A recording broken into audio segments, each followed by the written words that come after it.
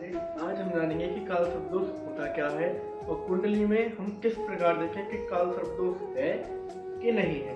तो आइए हम देखते हैं कि काल सर्प दोष होता क्या है और कैसे देखेंगे। देखिए, आप कभी भी जब कुंडली देखेंगे, अगर आपके पास कुंडली है, आपने बनवाई है, तो आप देखेंगे कि कुछ इस प्रकार स्ट्रक्चर आता है कुंडली का, इस प्रकार बना हुआ होता है। तो इसमें देखते हैं कि काल सर्प दोष है कि नहीं है। तो यहाँ कुछ ना कुछ ग्रह बैठे रहते हैं और कुछ ना कुछ नंबर भी लिखे रहते हैं। नसीब मान के चलिए यहाँ 5 ले लेते हैं, तो इस प्रकार नंबर भी लिखे रहते हैं।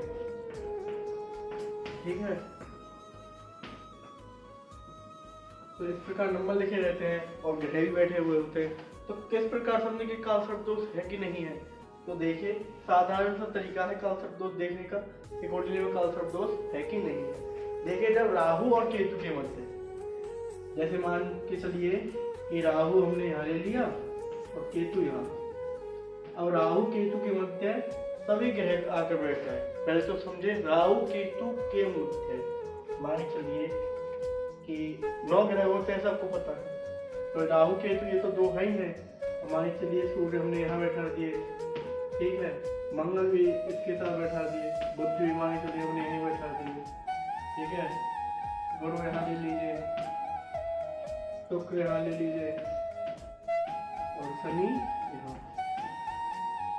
तो अगर इसके मध्य, अब देखिए जो है इस साइड सभी ग्रह आकर बैठ गए हैं, इस साइड के राहु यहाँ है, केतु यहाँ, और इस साइड सभी ग्रह आकर बैठ गए। अगर इस साइड बैठ जाते तो भी काल सर्प दोष होता, अब इस साइड में तो भी काल सर्प दोष है।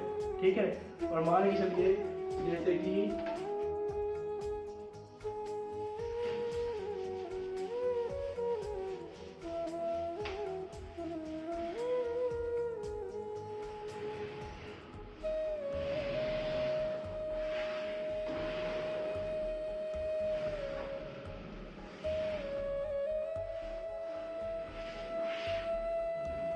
चलिए कि राहु यहाँ बैठ गया और केतु इधर बैठ गया, तो अगर इस साइड से भी आकर बैठ जाए तो काल सर्प दोष माना जाएगा, या फिर इस साइड आकर बैठ जाए तो भी काल सर्प दोष माना जाएगा।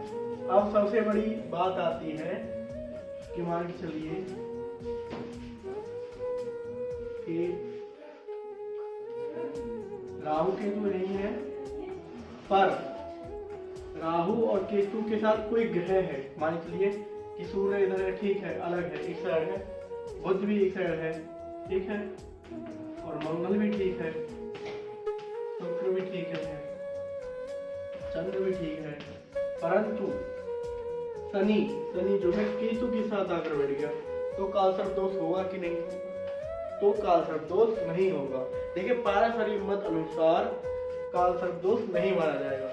ठीक है, अगर राहु केतु के साथ ही कोई ग्रह आकर बैठ जाए, मान के चलिए कि सारे ग्रह एक तरफ है, भले ही एक तरफ है, पर केतु के साथ अगर कोई ग्रह आकर बैठ जाए, राहु के आकर कोई बैठ जाए, या फिर मान के चलिए केतु के साथ राहु, राहु के साथ राहु, और इधर आकर बैठ जाए, अलग आकर बैठ जाए, तो भी काल सर्प दोष माना जाएगा। अब हम समझते हैं कि काल सर्प दोष कितने प्रकार के होते हैं। देखिए, मुख्यतः जो है काल सर्प दोष 12 प्रकार के होते हैं। 12 प्रकार के काल सर्प दोष होते हैं कुल मिला के। तो उन 12 काल सर्प दोष अलग अलग प्रकार से बनते हैं, तो वो हम अगली वीडियो में जानेंगे।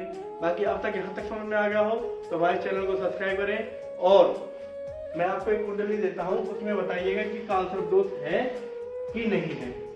कमेंट में बताइएगा कि काल सर्प दोष है कि नहीं है। ठीक है,